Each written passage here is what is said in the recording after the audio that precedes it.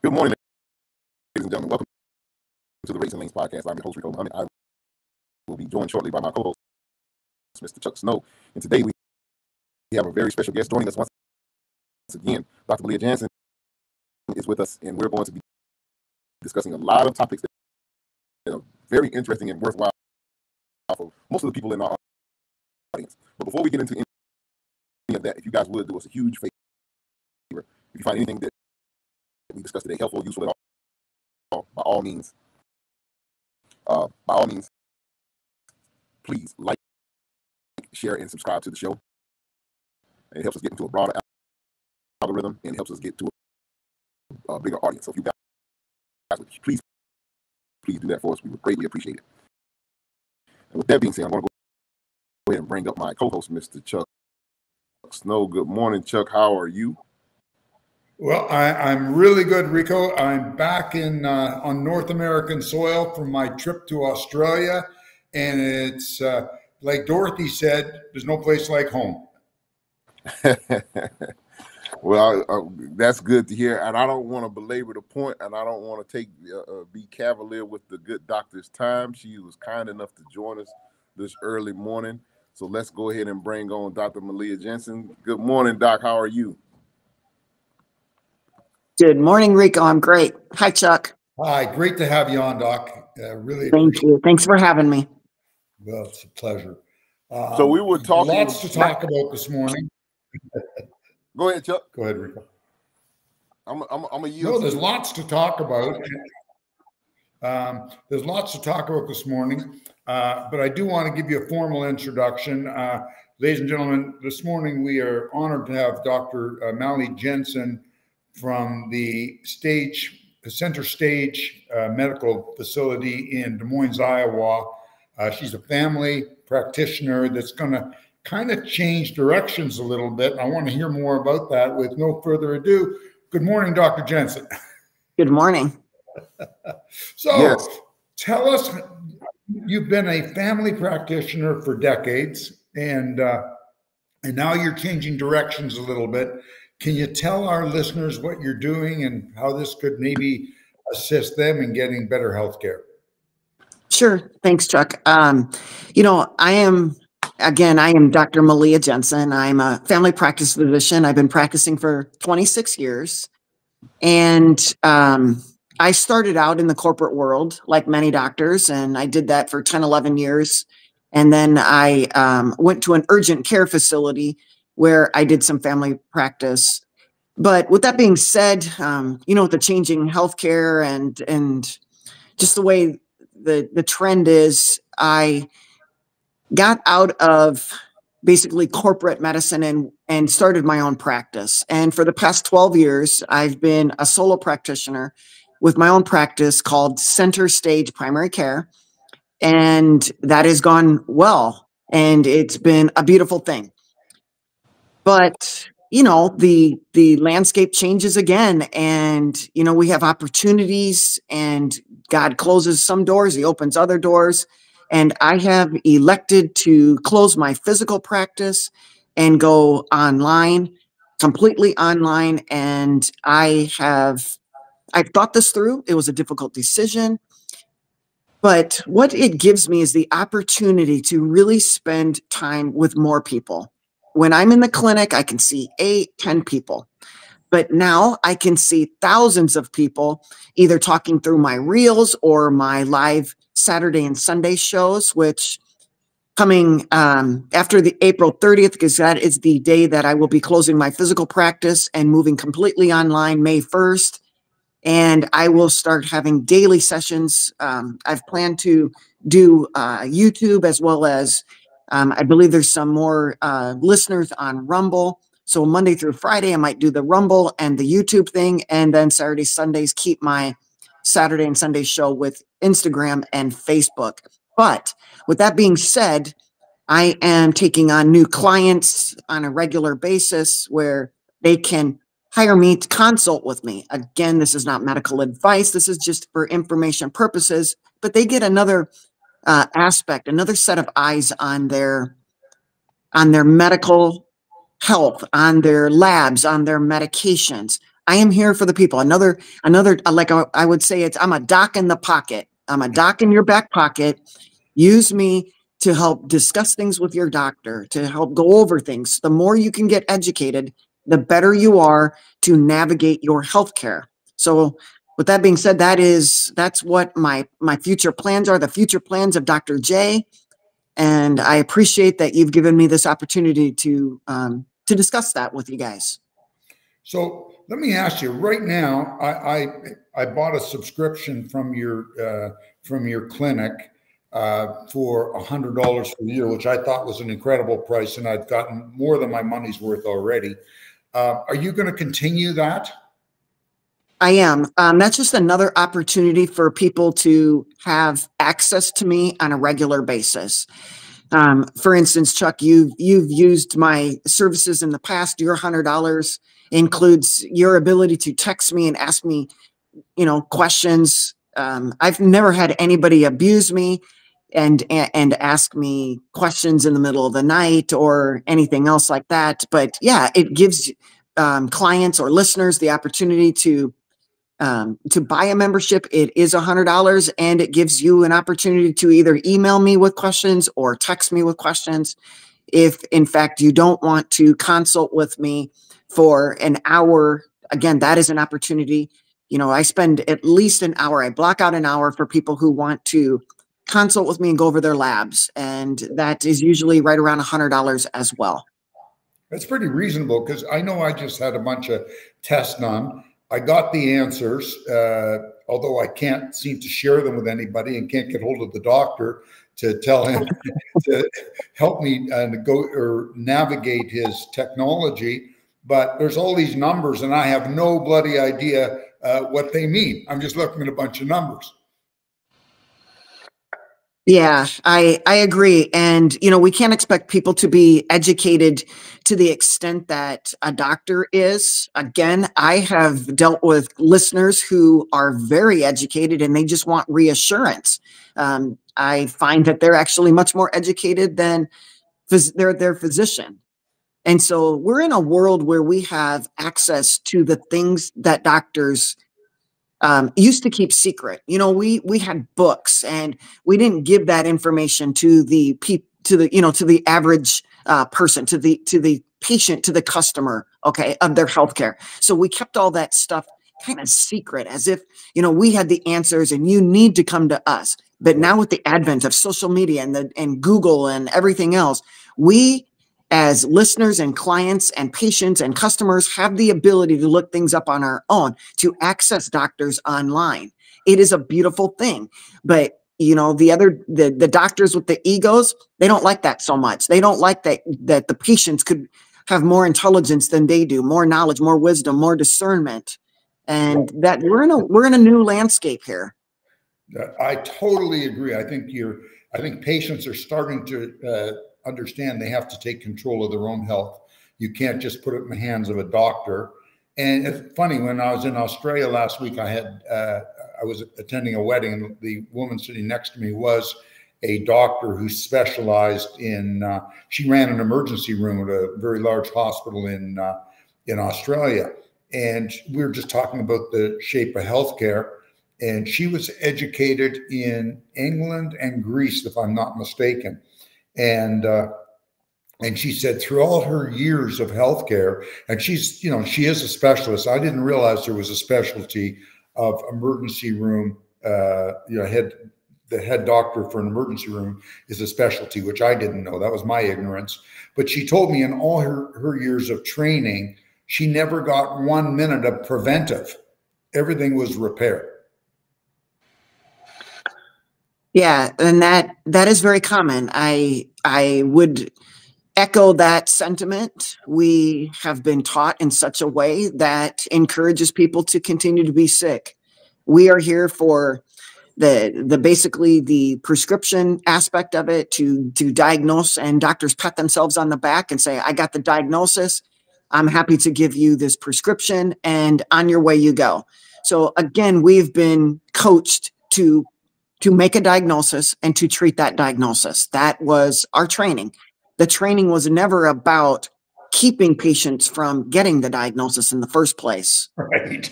It's kind of, you know, even a good mechanic will tell you, listen, check your oil or do this and that, and you won't have to come and see me. That's a truck mechanic. You know, you would think a doctor would show you the same courtesy.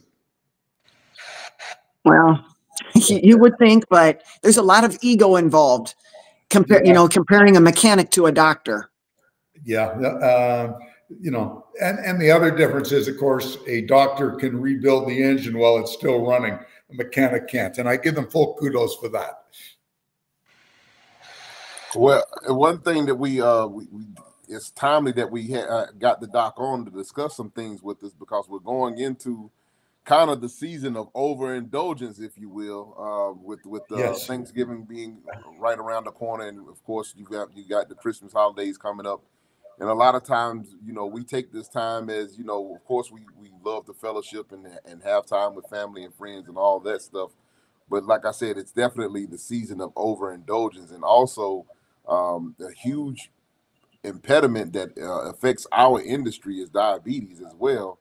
And these two things, kind of the overindulgence and diabetes, kind of goes hand in hand. Doc, we wanted to maybe discuss a little bit about the effects of diabetes, and especially people that are in our audience. I think it definitely affects us at a much higher rate because of our sedentary nature of our jobs. Yeah. You know, I treat the holidays like any other day. Yes, it is a time that we get together and have fellowship and, you know, share grace and Thanksgiving. But we have to think about preventing disease every single day, even if it's a holiday, even if it's a special occasion, because a lot of us, when we allow ourselves to indulge one day, we don't recover, and we'll extend that months. And so my recommendation is for people to avoid indulging in the first place, especially if you know you're the type of person who cannot stay on track. There are some of us who can indulge one day and get back on track the next day and never have a problem. But if you know yourself well and you know that you have tendencies toward addictions or tendencies toward indulging and making it last for weeks, if not months, then I think we have to, you know, there's different ways to get around these situations. One could simply be eating before you go. The other thing is just to choose, from my perspective, choosing animal products only when we go to these things. And there are lots of animal products that we can choose from. There's ham and turkey and deviled eggs and things like that, that we have opportunities to eat. It's not like you're going to starve when we go to Thanksgiving or Christmas meals. Right. Totally agree. And don't let, you know, if I want to add something here. Don't let anybody bully you into try the potatoes. Just no thanks. You know, they look really good here, and just pass them. Don't make a big thing out of it. Just pass them to the person next to you. You know, and another thing that you could do, and this is just, I know when people get bullied, I've seen that aspect occur. And you know what you could do? I mean, this is just another way of getting around it, is you could actually say that, you know, I'm on an elimination diet. I've actually noticed that I've had some ills recently, and I have been told that it's possibly something that I'm eating. So what I've done is I've gone on an elimination diet to try to figure out what that particular food is that is causing my ills. And so that could actually get them to back off, because now you've announced to them that, hey, I have an illness and I'm trying to figure it out. So number two, I am going on an elimination diet, and then I'm going to slowly add back in one at a time to figure out what it is that's causing my ill. So if you'll forgive me, but I'm on an elimination diet, and I'm only allowing myself to have meat right now. Yep. That works, you know, and just let people know that, no, thanks. You know, I'm on this thing and that's what I'm doing, but you know, I'm here for the company. Right on. And you know what, what I have found is, if I have to trade, and I don't believe I have an addictive personality.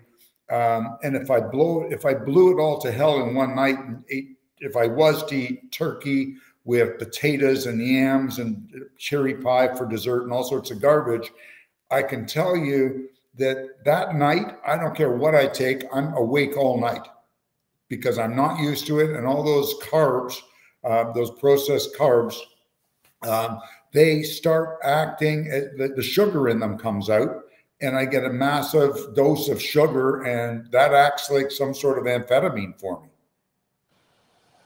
Correct. Yeah. The carbohydrates will spike your glucose. Glucose spikes your insulin, and insulin is very stimulatory. So when our insulin is elevated, we're going to find it very hard to sleep.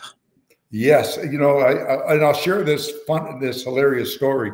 My wife was in Vancouver visiting our daughter, and it was about 11 o'clock at night, and I thought it'd be a good idea for me to polish off a quart of chocolate ice cream, which I did, and I went to bed around midnight, and I woke up around 1, and I was going to drive to Montreal and back, which is 400 miles each way, to burn off the sugar, because I had never been quite that awake in my whole life. So I learned my lesson. I have not touched ice cream since. Yeah. Another thing to be cautious of, and for those of us who are on a very low carb diet, when we do eat those things, we spike our blood sugar, which spikes insulin. Then the insulin will definitely drop your blood sugars, really low. It bottoms them out, because we get more insulin produced than what we actually need. And so your blood sugars will drop, which causes you to become very lethargic. And then you, to wake yourself back up, will usually go for the higher carbohydrates because you feel, oh, I need the energy, or I need the pump me up. So it's just a vicious cycle that we get ourselves into, but we don't realize that the sugar is very addicting to our brain. Our brains do not have the ability to store much, if any, glucose for the next hour. Okay, it's not like our liver with glycogen stores or our muscles with glycogen stores. The brain can barely store anything. So when it runs low, it tells you, I'm hungry. And the first thing that you go for is sugar, which is a carbohydrate, whether it's a slow-acting carbohydrate or a fast-acting carbohydrate, it's all sugar. Right. For people that may be having this problem, and I'll speak personally about myself. Sometimes sugar is very addictive. Probably they say the most addictive drug, probably the most addictive thing that it is out there, even stronger than cocaine in some instances. Some people say.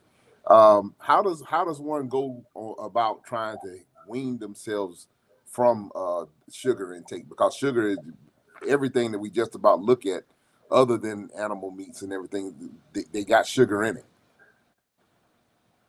Well, and that's a good question, Rico. And I would give you the analogy of any other drug.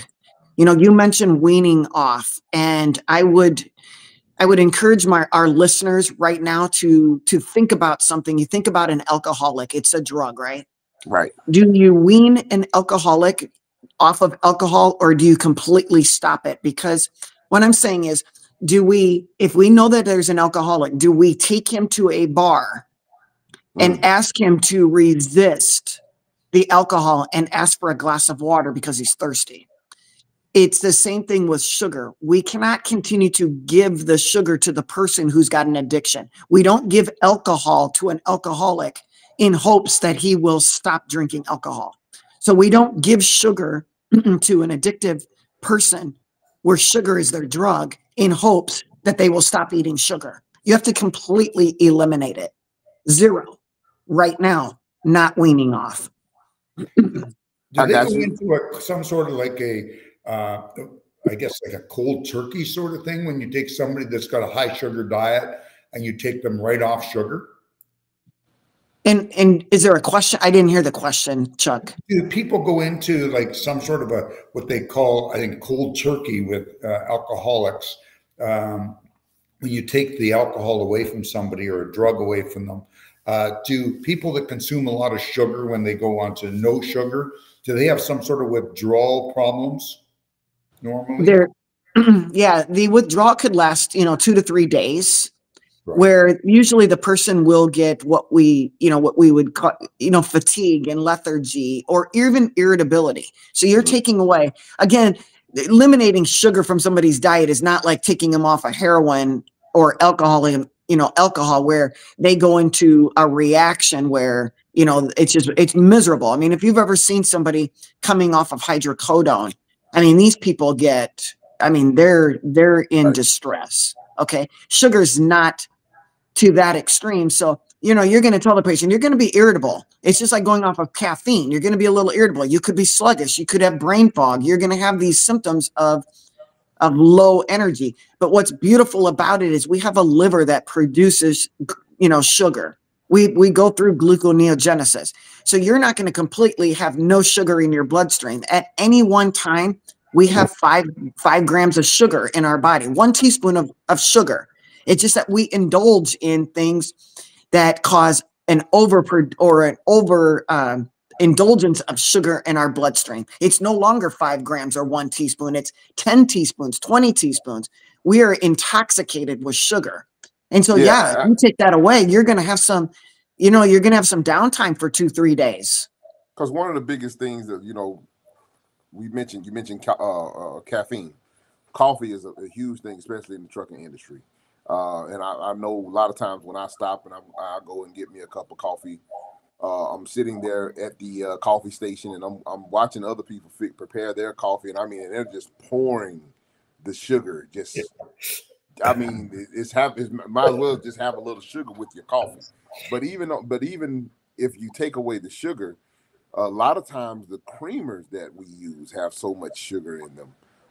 Because I wear a CGM, glucose monitor, and I've noticed that even if you put maybe 2 to 3 of the small little creamers in your coffee, how much that can spike your glucose readings as well. So there's a lot of sugar that, like I say, stuff that you may not be conscious of, but there's a lot of sugar in a lot of the things, the ancillary things that are around us.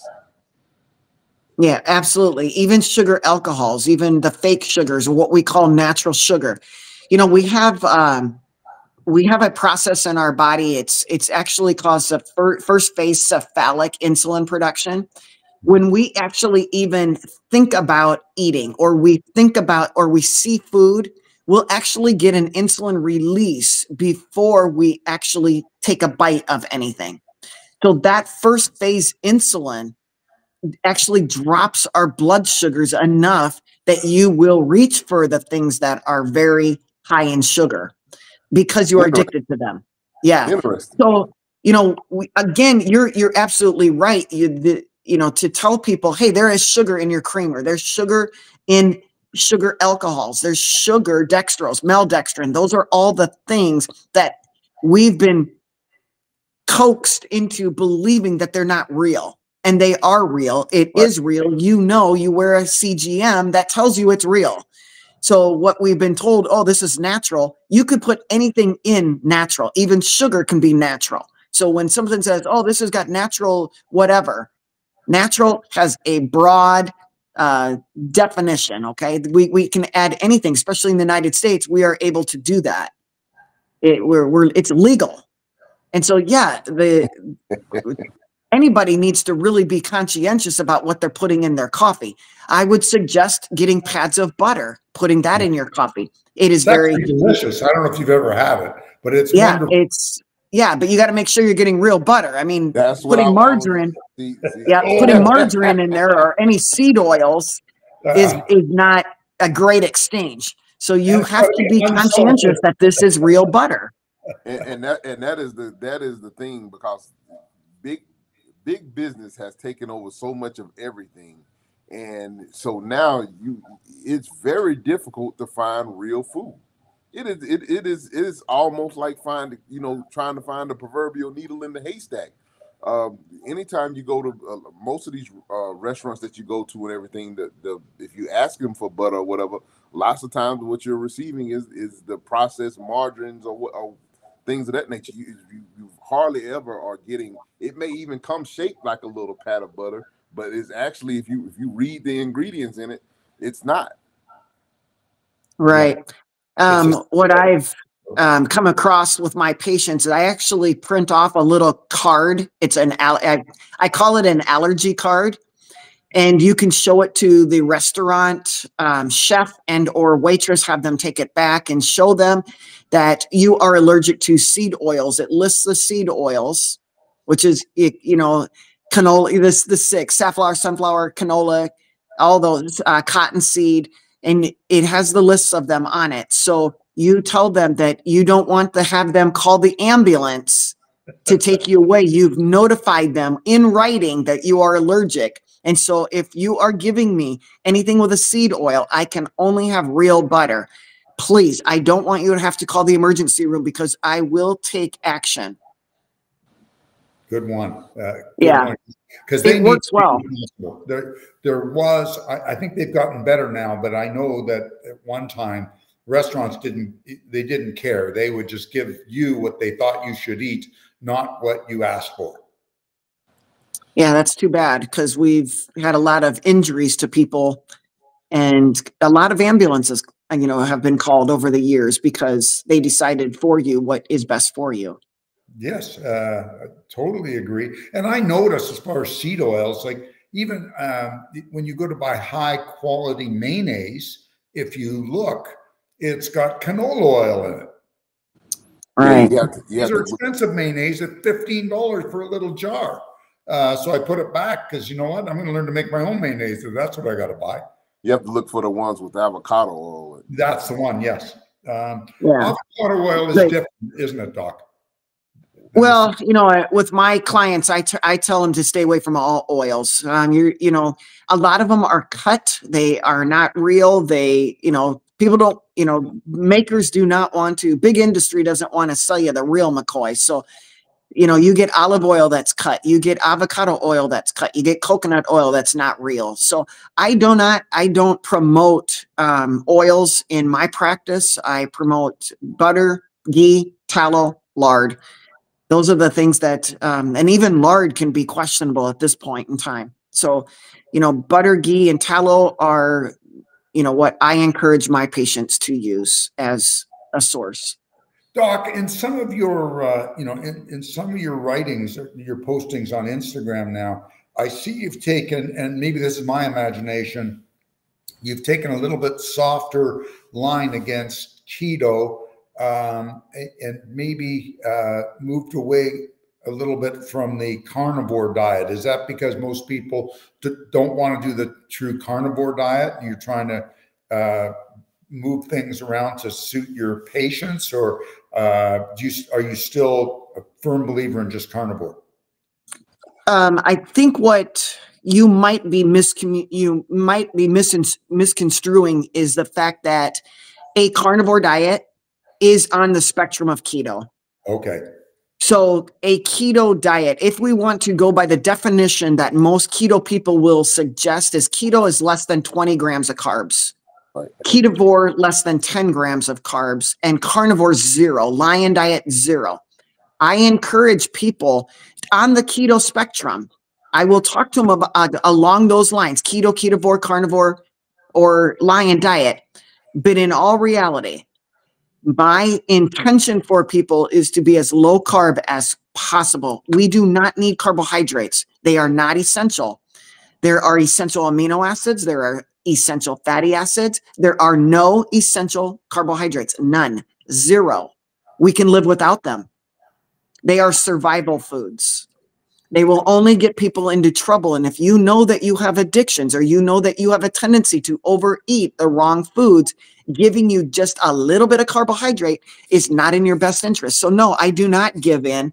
I wouldn't recommend that you even make your own mayonnaise because you don't need it. Okay. Enough said. I can't argue with that. It's working for you. You know, I've seen what you do in the gym and how much energy you have. Obviously, what you're doing is working for you. Yeah. So we were speaking of the gym, we were talking about glucose. Let's maybe, if we got a second here, Doc, let's talk a little bit about things that I notice a lot of times when I'm working out, I'll get and I could be fasted when I begin working out. My sugar levels will be fine.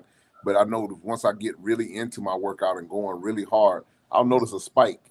I'll get a warning or come across on my on my CGM that my glucose is elevated. What's happening there? That's just normal physiologic.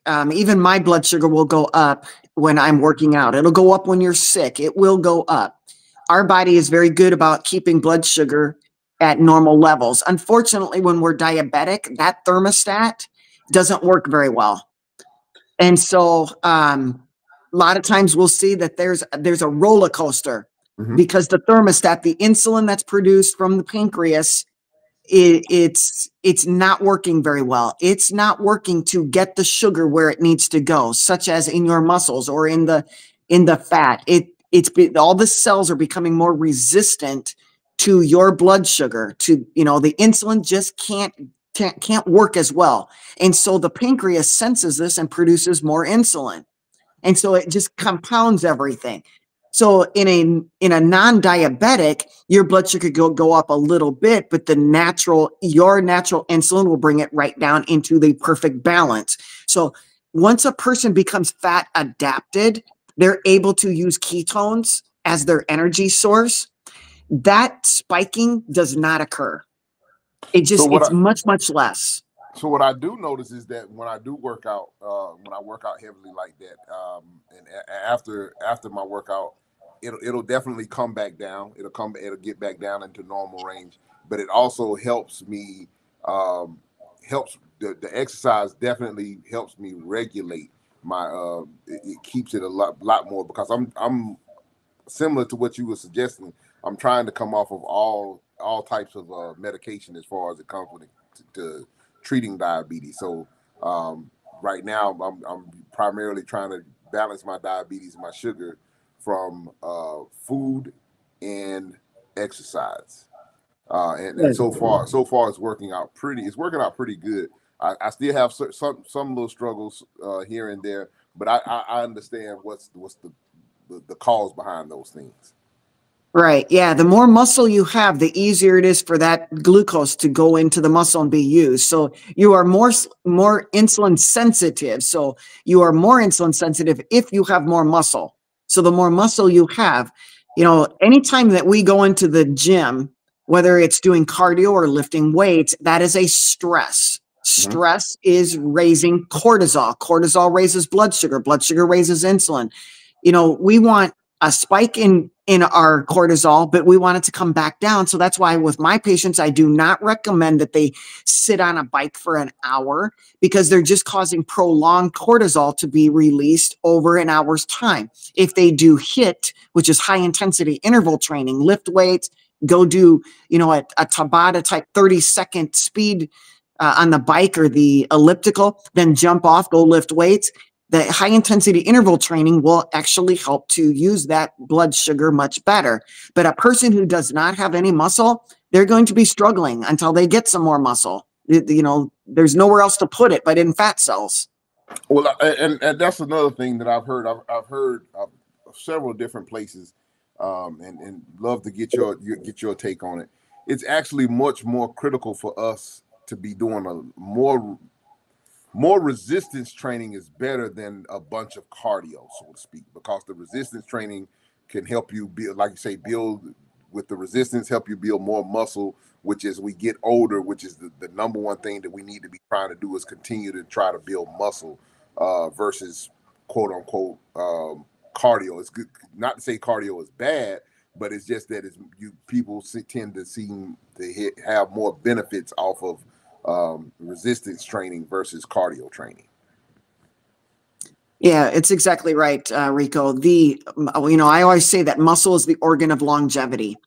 The more muscle we have, the longer life we have. The quality and the quantity of life is extended. We need muscle in order to get up off our chair, to move our body. I always tell my people, we are animals and animals are meant to move. Don't be a plant. And so muscle, we need the muscle to be able to, to encourage longevity.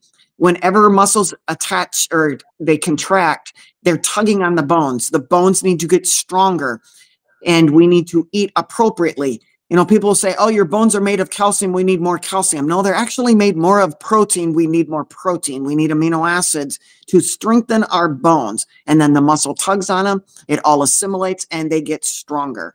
A dense bone is not necessarily a strong bone. We need to move our bodies. So does Right. now I've read how important weight-bearing exercises are for longevity, but so what effect does the weight-bearing exercise have on our bones? Well, just the ability, you know, if you compare just standing and walking or lifting weights, so weight bearing versus being in a swimming pool, your body is, you know, again, most people have more fat on their body. So you're going to be buoyant. You're going to float. You're not getting, it's like a person in space. If you take an astronaut and you look at them to get their bone density before they leave, and then 2 or 3 months later, you check their bone density, it's going to be lower. But then they start doing weight-bearing exercises again, their density and their strength of their bones improves. So being in a pool doing exercises, people, oh, but it's great for my joints. Well, no, it's actually not great for your joints because you're buoyant, you're not really using them. And so you increase your risk of getting osteopenia, osteoporosis.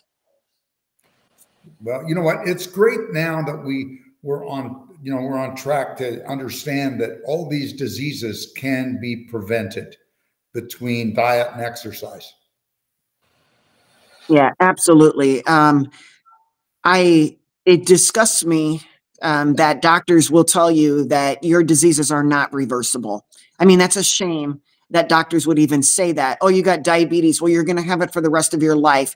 Take this metformin. Well, your diabetes is not a deficiency of metformin. It's an intoxication of carbohydrates. So if you are intoxicating yourself with carbohydrates, and that is how you get diabetes, you need to take away the intoxication, not give metformin as what we would consider the cure. It's no cure at all. We have no deficiency of metformin. We do not have deficiencies of Lipitor or atorvastatin for your cholesterol. We do not have deficiencies of these things. We have an indulgence problem that we need to remove. We don't just give medicines because we figure, oh, you know what, you're not going to be able to do it anyway, so here's your medicine. I'm just going to prolong the inevitable. I don't believe in that, and I don't condone doctors telling patients that they are going to have this disease forever when I personally have seen reversal of diabetes, blood pressure, cholesterol, Parkinson's, dementia, all of these things. I have seen reversal by simply removing carbohydrates and adding a high fat, moderate protein approach to their illness. Well, because I think a lot of times the medical profession and the pharmaceutical industry just goes after the result, not the cause, because that's where the money is. No, obvious. You know, that's what industry has done. You know, if you're trying to sell something, Chuck, you're going to go after the person who needs your product. Right. Okay. So if you want to encourage your product to be sold, you're going to make it possible that they're going to need your product. It's right, supply and demand. So if industry is making a product, they're going to make darn well sure that you are in the business of buying their product. So I'm going to make the food available to you. I'm going to make it tantalizing and succulent that you will want to indulge in it so I can sell you the real moneymaker. Yeah. Okay. And that is the product that I'm getting you to buy. But until you get people to realize that they are a pawn to industry, you're never going to convince that person. It is very difficult to get rid of addictions. But sometimes I reverse it and I say, okay, well, you realize that you're a pawn in this big game of industry. I mean, even truckers know that they're delivering things that may or may not be in their best interest, and they know that it might not go along with their ethics, but they deliver it anyway. Why? Why would they do that? Well, they can choose a different product to ship. Not really. But we say, well, you know what? It's not going to hurt anybody. Well, no, it is hurting people. Industry can hurt people. Well, it does. You know what? You could have a driver that's stuck somewhere in, somewhere in Texas, and there's no backhauls, and he does not. He does not believe in alcohol, but there's a load of beer, or a load of wine that'll get him out of that area. Well, he's going to, or she's going to take that load of beer or wine, even though they know it's not helping people, because they need to get into an area where they can make money. So I totally understand. There's very few drivers out there that'll say, no, I do not believe in alcohol. You're not putting it in my wagon. It's hard when you're trying to make a living, especially in trucking right now. So I do understand, and Rico knows better than anybody right now, being in this particular market. It's very difficult to walk away from those things because they're legal. They're just not, they don't go along with your moral compass. Yeah, that's a very touchy subject when you're dealing, like I say, when you're dealing with people's livelihoods and you're dealing with trying to do you. It's kind of, as they say, we live in America, and we're supposed to have certain civil liberties and freedoms, and you can't necessarily legislate what you believe off on everybody else. The best you can do is try to inform people. And go from there. And at the end of the day, as the guy put it on us, we all have our own free will. We have to make those decisions individually. So, and I think that's the helpful thing that we're doing here today is we're at least putting enough information out there for everybody to make informed decisions. You know what I'm saying? And so, everybody has different morals, different things that they believe in, different concepts. But the best thing that you can do is have people be informed, and once people are informed, then you make a decision, a conscious decision for yourself. Then I think that's probably the best that we can probably hope for. I agree. Doc, I got to ask you a question. When you have a patient that has type 2 diabetes, and you have prescribed metformin for them, for example, how does that work? Do they need to take larger doses of that drug for the rest of their life, or do they just have to take one dose to the same amount every day in order to stay alive? Well, again, if the person continues to eat the exact same foods that they have been eating, a small dose of metformin for an early diabetic will get their blood sugars down to, their A1C down to where they need it. But if they continue to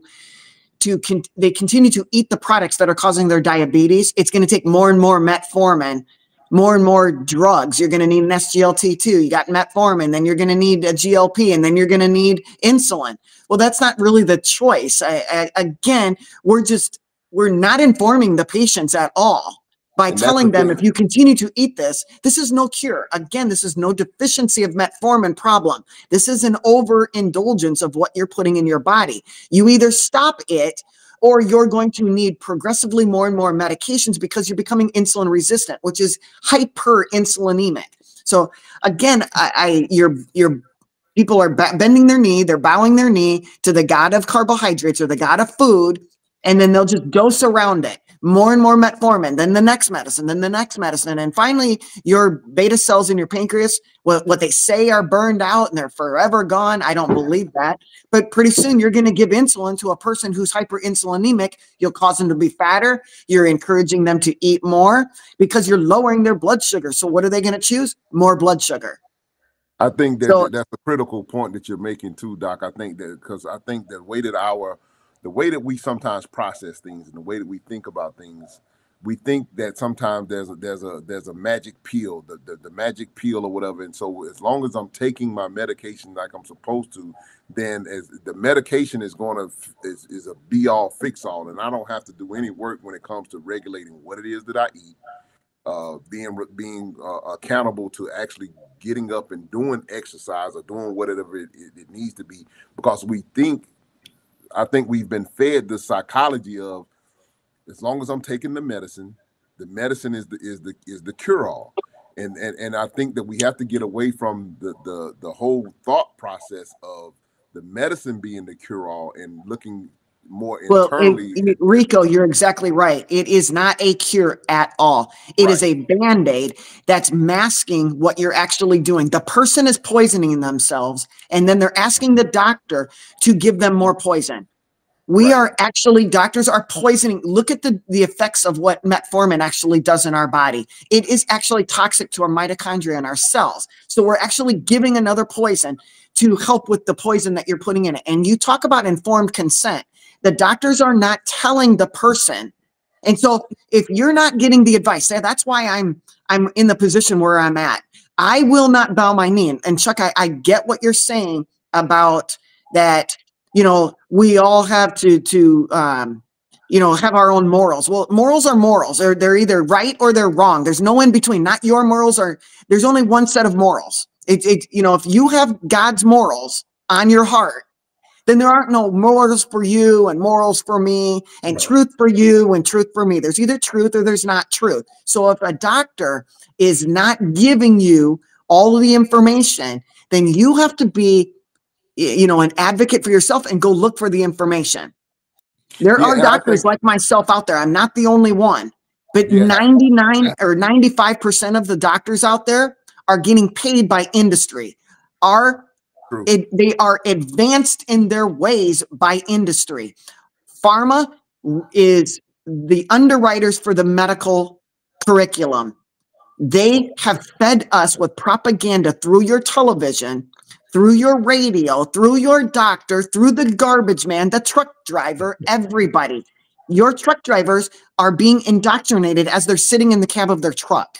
Sure. Okay. You either jump out of that matrix and get real, get in the truth, or you're going to continue to feed yourself poison, to not sleep, not exercise, not stand barefoot on the ground, not get sunlight, because you've been told to fear the sun. It's going to give you cancer. No, it's not. God don't make crap. He didn't make a sun to give you cancer. What he did was he gave you free choice. So if you want to eat the food that mixes with the sun to cause a skin cancer, then that's what you get.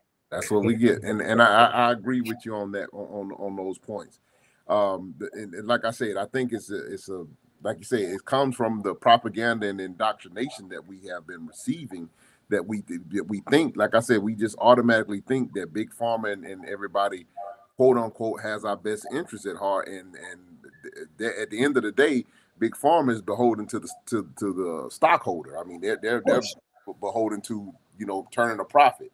And we have to take our health, and especially, you know, we're talking about trucking, and this is kind of a male-dominated industry, and not to be vulgar or anything like that, but we have to understand, as men as well, you know, you have to understand all of the different effects that diabetes and everything, and the medicines that we are receiving, that we're taking and putting into our bodies, the total effect that it has, especially on men. You know, when it comes from sexual health all the way up to heart health, everything, things all the way across the board. So it's definitely something that we have to be much more conscious of and aware of. And I tip my hat off to, you know, you taking the hard stand that you're taking there, Doc, because a lot of times people, like I say, they think, well, I can just go to the doctor and get another pill or get another drug to treat this or to treat that, and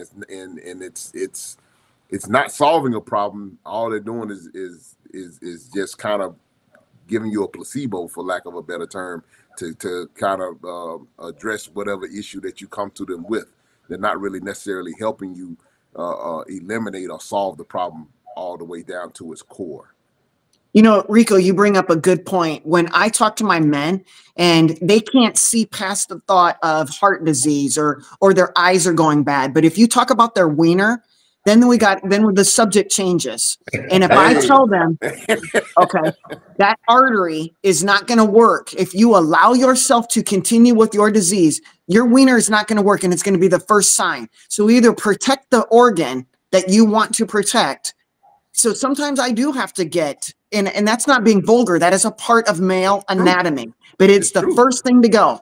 And when that goes, and you lose your ability to have an erection, it tells me one thing: that person is insulin resistant. They are hyperinsulinemic, and that guy is not going to work.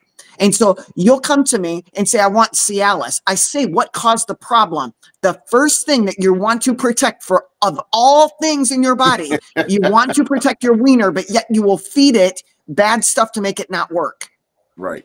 So sometimes I have to get like that and say, hey, you want that or you don't want that?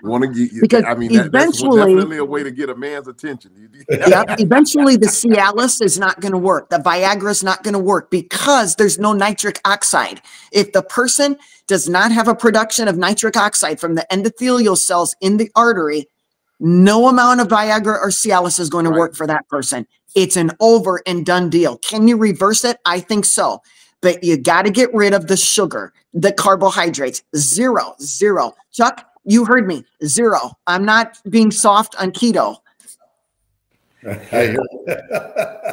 And so we have to, and so a lot of times I'm looking at the time. I don't want to belabor the point and keep you too long there, Doc.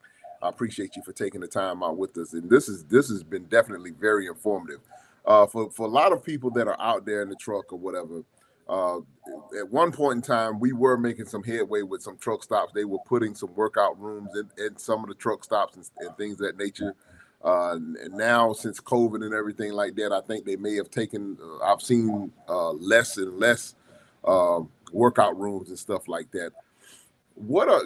Do you have anything practical that you might want to share with some of our drivers when it comes to some type of exercise that they're doing? Is it as simple as maybe just doing some push-ups or something like that if they can while at the truck stop?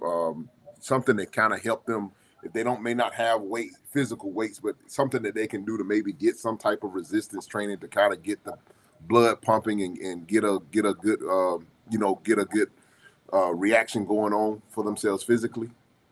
Sure. I mean, if we could just, if drivers could just have maybe one form of resistance, and I'm talking a kettlebell. Maybe you have a 30 or 35 pound kettlebell. Okay. And I've seen semi trucks that got steps that walk up to that, right? So you could hold on to in fact, you could just do it with body weight to get better, but just simply stepping up, stepping back down, stepping up, stepping back down. And, you step up with one foot, back down, step up with the other foot, back down. That's, it's simple step ups. You can turn around and do lunge or do sit to stand. So you sit on the step, stand back up, sit on the stand. And when you get better, you hold on to the kettlebell, you hold the weight. Okay. You can get resistance bands. You can do walking lunges in the parking lot. You can turn around and do push-ups on the stair of your semi truck. You can, wide grip works chest, narrow grip will hit your triceps. You can do bicep curls with the bands or with the kettlebell. There are so many things. You can Google exercises for, just for a kettlebell or exercise bands. Bands take up no space whatsoever. You can get green ones, blue ones, yellow ones, red ones, and you can do a whole workout. I have sent people exercise routines just with bands. And body weight. You can do body weight, push-ups, sit-ups, things like that. But you got to be willing to do those things. Okay. You gotta want it. And that's the biggest thing, kind of trying to go full circle. The biggest thing about all of the things that we've talked about, like I said, it comes from informing people, being informed and actually making a decision that they want to take their health into their hands and be more serious about it. There's no magic pill that's going to solve all of your ills and problems. You have to make a conscious decision of what it is that you're going to put into your body when it comes to eating and nutrition. You have to make a conscious decision as far as making sure that you're doing physical exercise to make sure that you're putting your body in a positive position to be able to utilize all of the functions that your body, our bodies are miraculous instruments, and we have to make sure that we're doing those things by the nutrition and by the physical exercise to put it in position to maybe repair itself from the damages that we've done to it over the years. But and the third portion of those two things of the nutrition and the physical is, like I say, informing yourself of what it is that's actually going on out here, and not being not buying into the propaganda of big industry of the things that they're trying to do to increase their bottom lines. Right. I'm sure that drivers, they're just like everyone else. They're listening to podcasts and shows like this on a regular basis when they're traveling. And I don't have a problem with giving kudos to other doctors, even though they might not give a kudo to me. I want to give kudos to doctors that I would recommend that they start listening to. And one is Dr. Ken Berry, Berry, Ken Berry. Another one is Dr. Anthony Chafee, Chaffee. Another one is Dr. Georgia Ede, EDE. Another one is there's Dr. Paul Mason, Mason. These are all doctors who are giving truth. They are speaking the truth, and they're not going to condone people staying ill. One of the things that I used to tell my patients, and they have actually done it, Chuck. They have done it. I said, my goal is for you to put me out of business. Put me out of business. Get so healthy that you do not need a doctor. I want you not to need your doctor. Unless you need your fingers stitched back up, you need a new hip or a new knee, you do not need a doctor. You can be your own doctor, but you have to educate yourself. You have to listen to people, doctors, providers speaking the truth. We don't just go putting chemicals in our body and not know. Half the time we put chemicals in our body, we didn't even know that there was no package insert or no studies on that particular chemical you put in your body. Right. I mean, imagine that. You trusted somebody with a degree, had letters behind their name. You trusted them with your life. Your life you're trusting them with. And if you ask them, do you know the side effects of this? Well, no, we really don't know yet. Are you kidding? If you informed consent people and told them that, hey, do you know what the bad things are of metformin? What are the side effects of metformin? Well, one, the doctor's going to be ignorant. They do not know the actual side effects of metformin. They'll tell you it's lactic acidosis, which is a big one. Okay. But they don't even tell the patients. And if their package insert is blank, do you think that the doctors are telling the patients that? No, of course not. No, of course not. And not only that,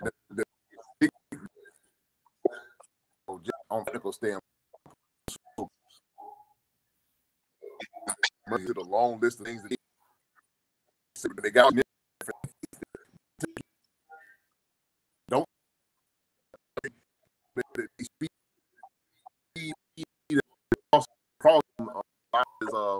your audio is really bad, Rico. The audio all of a sudden has gotten. Yeah, your audio is bad. I didn't understand what you were saying. I apologize. I don't know what might be the cause of that, but maybe a good thing. We're getting close to the end of the day. But so, Doc, hopefully you can hear me now. Yeah, I can. How can people find you and get in contact with you? Sure. Well, I got Tucker here. Tucker is my bud. Yeah.